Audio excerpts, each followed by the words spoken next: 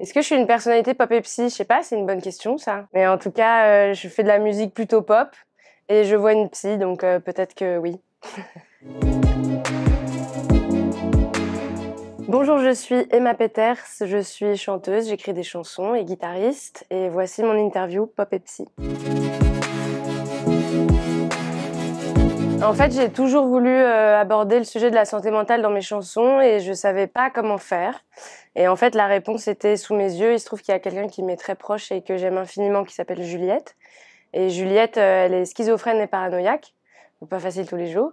Un jour, je me brossais les dents et je me suis dit, tiens, j'écrirais bien une chanson sur Juliette. Comme ça, je peux lui dire ô combien je l'aime et en même temps, je peux aborder ce sujet. Et donc, j'ai écrit cette chanson qui décrit son quotidien.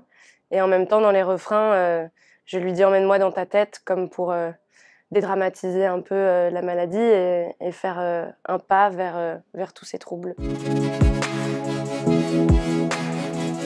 Faire passer des messages en chanson, je pense que ça peut éduquer beaucoup et si ma chanson peut servir à dédramatiser un peu la maladie et à faire connaître aussi des troubles schizophréniques, oui, je pense que ça peut aider. J'ai un rapport à la santé mentale qui évolue beaucoup ces derniers temps. C'est vrai que j'ai pas grandi dans un milieu où c'était OK ou forcément important à prendre en compte.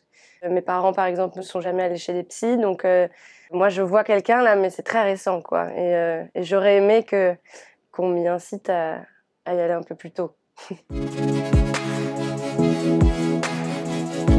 C'est thérapeutique même complètement. C'est vrai que j'ai l'habitude de pas mal parler de moi finalement dans mes chansons parce que c'est une espèce de journal intime, j'aime bien me livrer en musique. Et je me suis beaucoup découverte en écrivant des chansons et j'ai fait connaissance avec moi-même en écrivant des chansons. Donc ça fait un peu partie de ma thérapie et de prendre soin de ma santé mentale, c'est aussi d'écrire des chansons. Ouais.